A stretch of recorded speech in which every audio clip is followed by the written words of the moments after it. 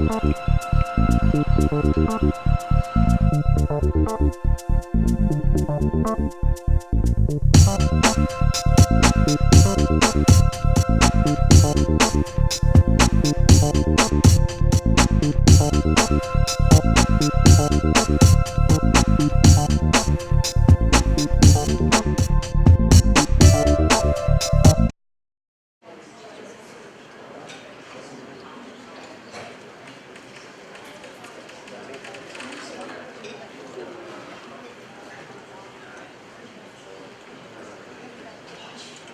morning and welcome to our presentation.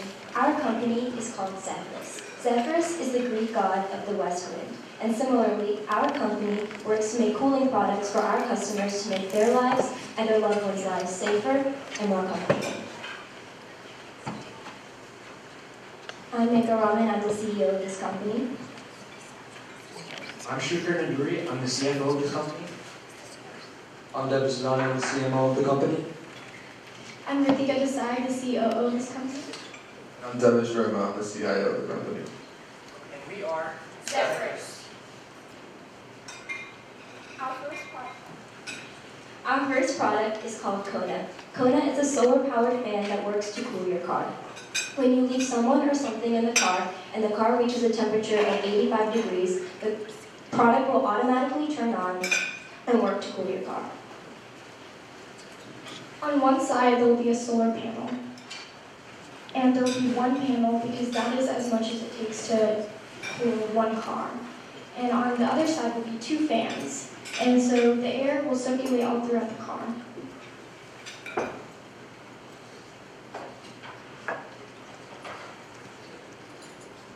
I will be talking about the design of our product. As you see in the video, the red lights that are going to show up in a second is the heat coming out from the sun hitting the car. And the blue line will be our product's airflow circulating throughout the entire car to keep it cool.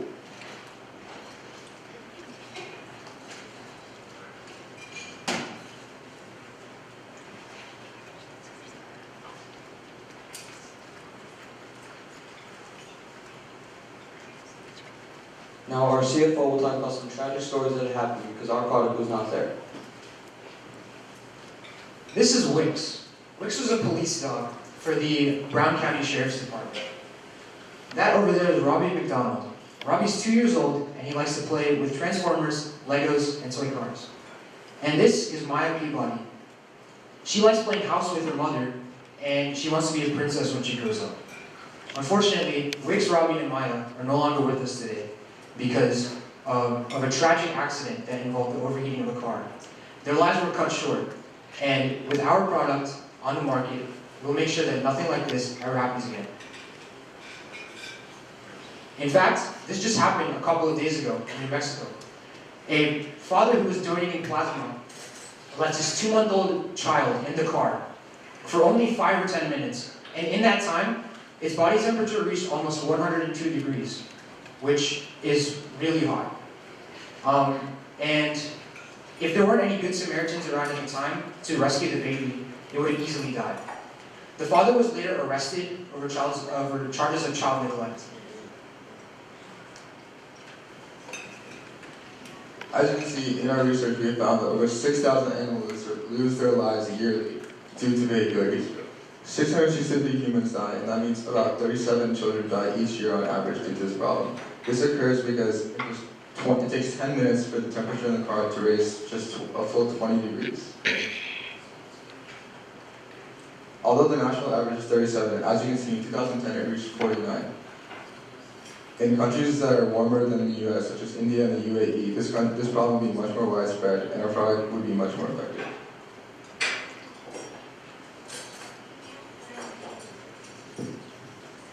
This is a video that will show the dramatic change in temperature in only 1 hour.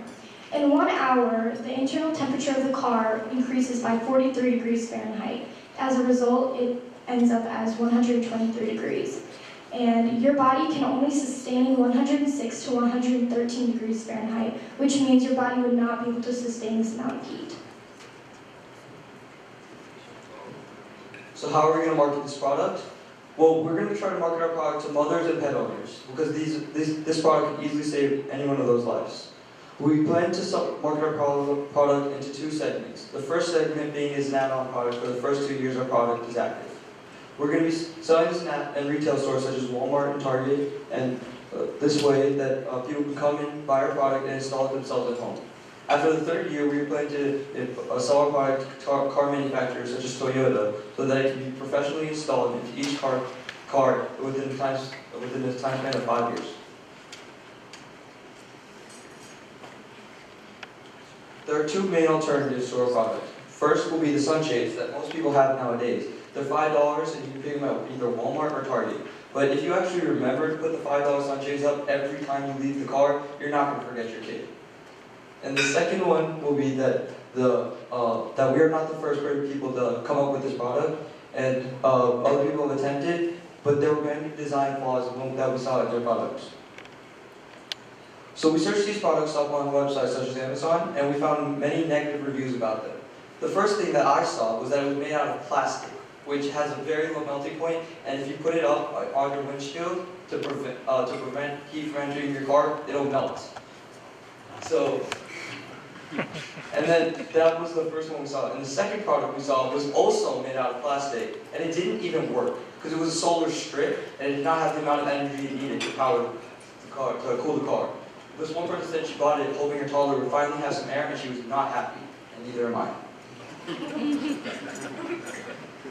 So we interviewed a total of 37 people about who would be willing to buy our product over our competitors, and 35 people said that they'd be willing to buy our product because it is more efficient, and 2 people said that they'd buy the $2 sunshade that you can buy, and I'm guessing those people have kids or pets. And we also talked to a couple of automobile professionals who said that they thought that this product was really viable and that they would be willing to put it inside of their cars as well. So how are we going to get the word out about our product? We're going to advertise our product through search engines, and we're also going to advertise it through social networks such as Instagram, Facebook, and Twitter. After we've done this, we're going to advertise our product through nonprofit organizations such as PETA and SPCA. So the main benefits of having our product is that, for one, it saves lives. First of all, it prevents the risk of having heat stroke and hyperthermia. Also, it is 100% green. It's the greenest of the green. It is solar powered, so it uses no energy at all. And also, it keeps parents out of jail. As Shrieker mentioned the story before, our product could prevent situations like these. And lastly, our product is reliable and durable compared to our competitors. Now Shrieker will be talking about the finances. So this is a graph of our projected cash flow over the next 5 years. And like any other startup company, we may be losing money for the first couple of years. But as you can see, as the graph progresses and as our brand grows, our growth is almost exponential.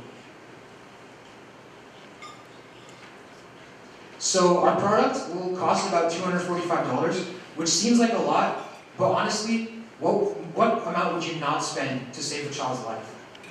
And our product will cost about $65 to make. However, through research and development, as we begin to find out how to make the manufacturing process a little bit more efficient, we can probably get that cost down to about $50 by the end of year 5.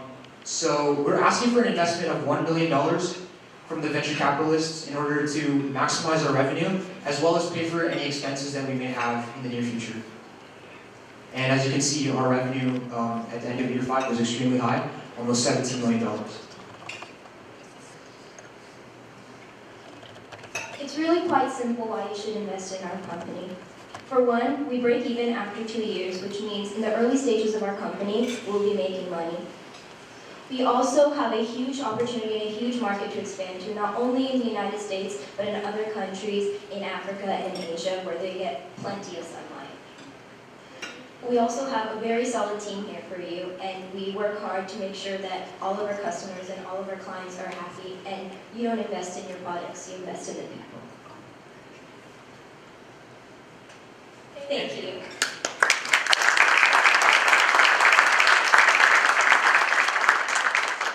We'll take questions. Since it's down here with me, I think I'll start. First of all, great idea. Definitely got my attention immediately. It's something I can relate to. And I think anybody that has small children or animals in the car can definitely relate to the problem. The question I have is, how are you really planning to move that hot air out of the car in a retrofit? What's your design concept that's going to do that?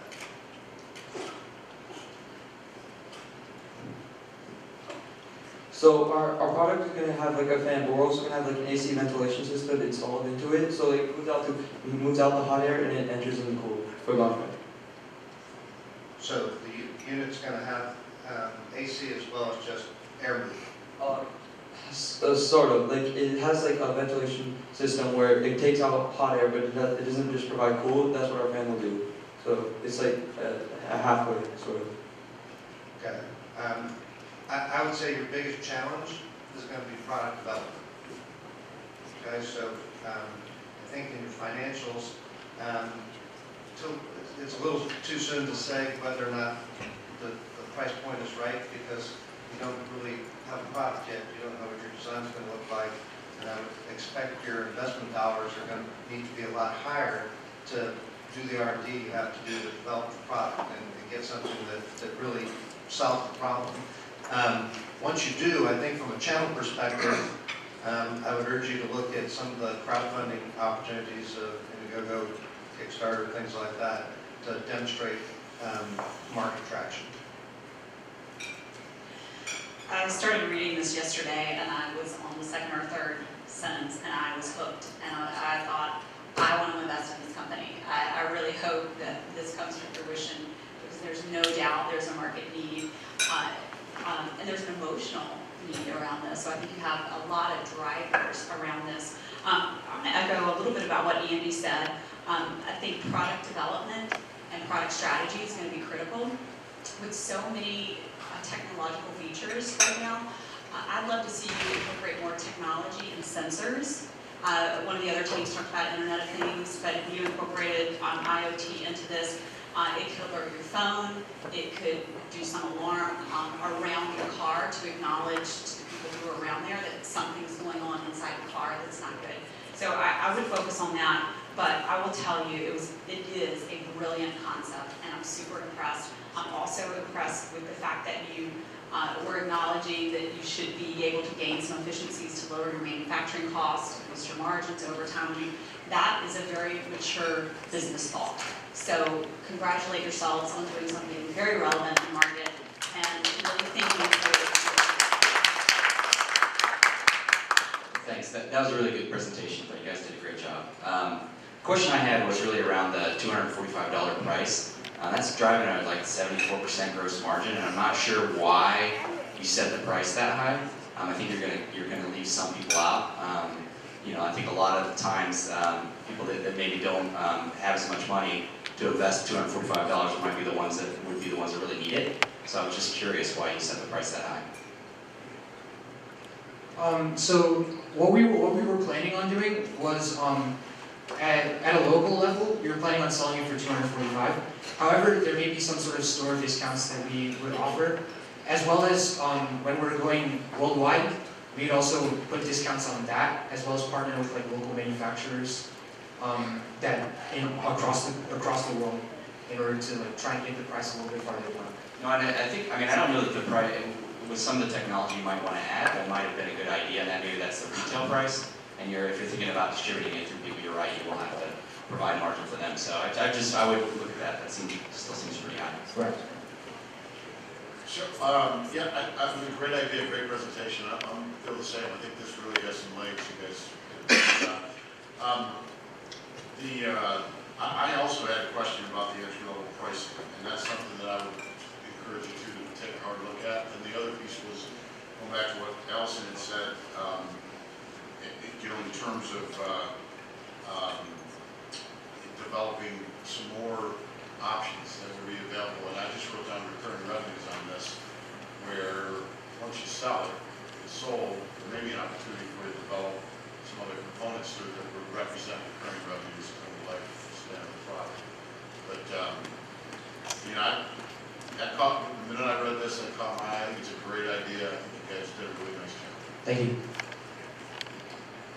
one last. I already had all my ideas. Just a couple of quick little items there. First of all, I concur with everyone. Great idea. I think the rework on the financials, as Andy said, your R&D costs, maybe some of working on that cost of goods is very important.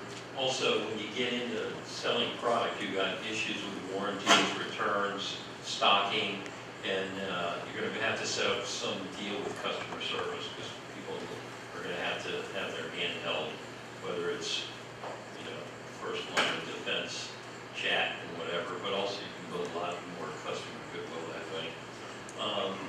I think from in the shipping and storage side, you guys need to figure a lot of that into your financials, which I don't think is included right now. But and along the lines of what Keith said, perhaps just the introduction of something simple like some kind of a little filter that needs to be replaced periodically. You can send out, put them on a list, and there's a local company here you may have heard of. They send out emails to people to replace the filter on their home heating and air conditioning system called Easy Filter. Kind of an interesting model. Just by reminding these people, they create both service, eliminate service problems, and create buyers just out of these things through simple reminders. So I think what Allison said is kind of important. Allison's probably an investor in filters. Okay. Right after this. But it's so those are kind of things I think that everybody brought up, and I concur. But I think that overall you guys did a great job. Thank you. And once you work through some of these issues, there might also be an opportunity. What Andy said is working with your R&D group to figure out how you heat sink that air that's coming through. So whether it's through the use of heat sink type of metal device, or whether you periodically add water, or something along those lines to provide a heat sink at a lower cost. The other thing is you could build a little heat sink there that you could plug into your cigarette lighter, or along those lines, or even operating wirelessly. Here's my colleague with one last question. I'm just curious, so, one of the things that was interesting was the competitors' models melted, they were plastic. So this is the prototype? Yes. What are you going to make of that? I'm just curious. Have you thought through that, or?